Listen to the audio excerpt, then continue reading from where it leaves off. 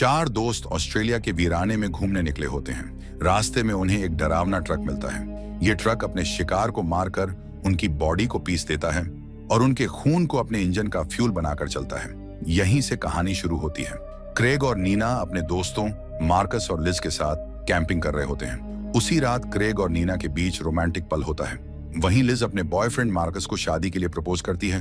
अगली सुबह चारों दोस्त नई जगह घूमने के लिए निकल पड़ते हैं। रास्ते में क्रेग अपनी गाड़ी के पीछे एक बहुत बड़ा ट्रक देखता है जिस पर रोड ट्रेन लिखा होता है। उसने ऐसा ट्रक पहले कभी नहीं देखा था, तो वो उसे पास आने देता है ताकि ट्रक को अच्छे से देख सके।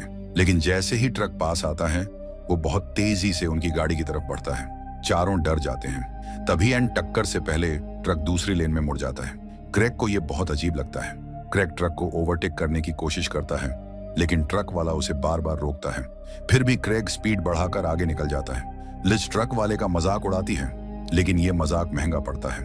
अब ट्रक उनका पीछा करने लगता है। क्रेग गाड़ी को तेज भगाता है, लेकिन ट्रक और पास आकर उनकी गाड़ी को टक्कर मारने लगता है। दोस्त चिल्लाते हैं कि गाड़ी घुमा लो, लेकिन गाड़ी फुल स्पीड में होती है।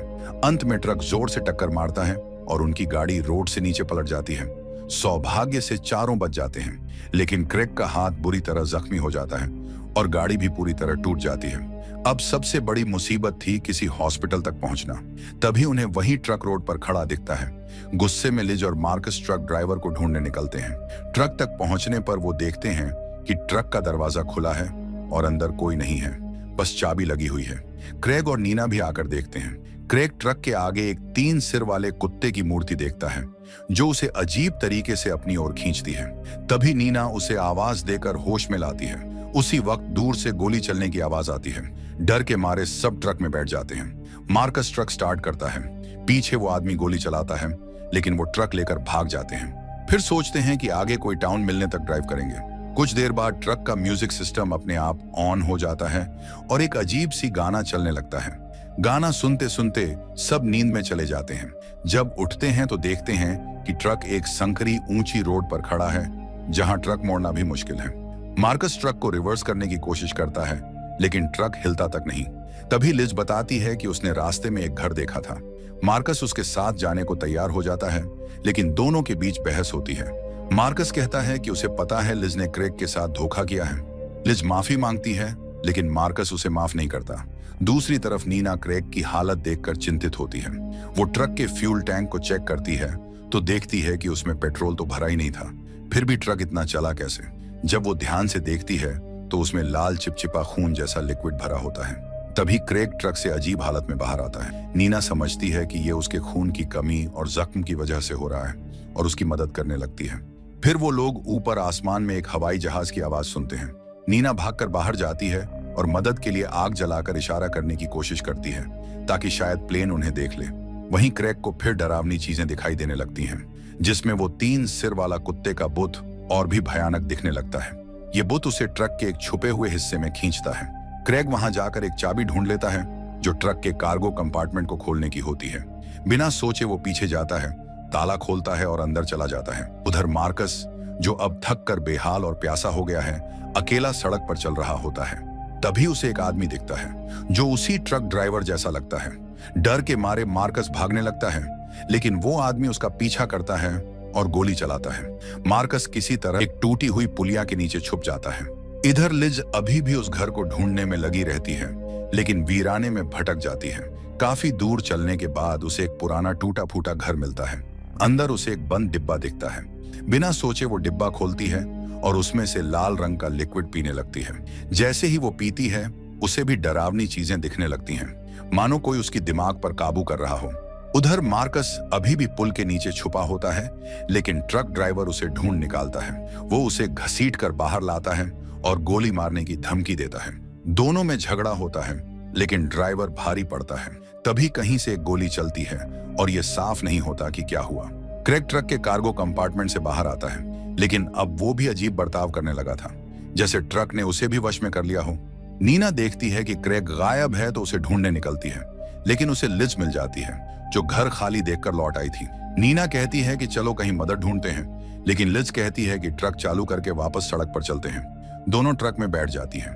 तभी रियर व्यू मिरर में देखती हैं कि कोई ट्रक ड्राइवर जैसी ड्रेस पहने पास आ रहा है। पास आने पर पता चलता है कि वो मार्कस है। ऐसा लगता है कि मार्कस ने ट्रक ड्राइवर को मार दिया है, लेकिन वो भी अब अजीब सा बर्ताव कर रहा होता है। उसके हाथ में बंदूक होती है। वो लड़कियों को बाहर उतरने को कहता है। डर के मारे दोनों नीचे उतर जाती हैं।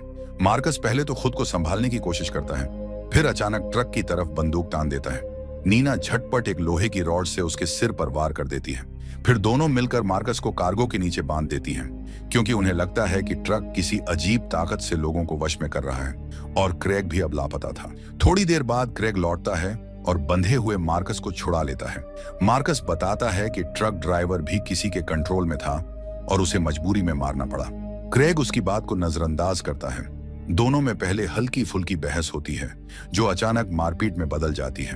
क्रेग अचानक उसके चेहरे पर मारता है और फिर जमीन पर गिराकर उसका सिर घुटनों से पटक देता है। क्रेग अपने जख्मी हाथ की पट्टी खोलता है और दिखाता है कि वो बिल्कुल ठीक हो चुका है। फिर वो मार्कस को ट्रक के पिछले पहियों की तरफ घसीटने लगता है।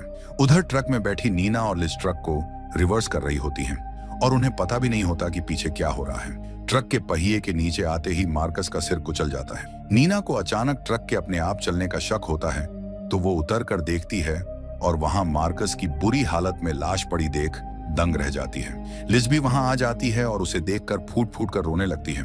फिर दोनों मिलकर उसकी लाश को ट्रक में रखते हैं ताकि सही से दफना सकें। फिर लिज रोते हुए कहती है कि काश वो भी क्रेग के साथ होती। ये सुनकर नीना को एहसास होता है कि लिज और क्रेग का अफेयर चल रहा था। नीना को बहुत गुस्सा आता है, लेकिन अभी दोनों को बच निकलना था, तो वो वापस ड्राइवर सीट पर आ जाती है और ट्रक को रोड की तरफ मोड़ने लगती है। इसी बीच लिज भी वही लाल लिक्विड पी लेती है। तभी क्रेग फिर आ जाता है और लिज से कहता है कि कार्गो कंपार्टमेंट में चलो, वहीं से बच निकलने का रास्ता है। लिज, जो अब क्रेग के प्यार में पागल थी, बिना सोचे उसके पीछे चली जाती है। अंदर जाते ही उसकी चीखें बाहर गूंजने लगती हैं। नीना घबराकर बाहर भागती है तो देखती है कि क्रेग फिर नॉर्मल बनकर ऐसे खड़ा है जैसे कुछ हुआ ही ना हो। लेकिन नीना उसकी खून लगी शर्ट देखकर समझ जाती है कि कुछ गड़बड़ है। फिर वो क्रेग को धक्का देकर उसी कार्गो कंपार्टमेंट में बंद कर देती है। फिर नीना वापस ट्रक की केबिन में आकर शहर की तरफ ट्रक चलाने लगती है। तभी उसे क्रेग की चीखें सुनाई देती हैं। वो दरवाजा खोलने की मिन्नत करता है और कहता है कि उसका जख्म और बिगड़ जाएगा।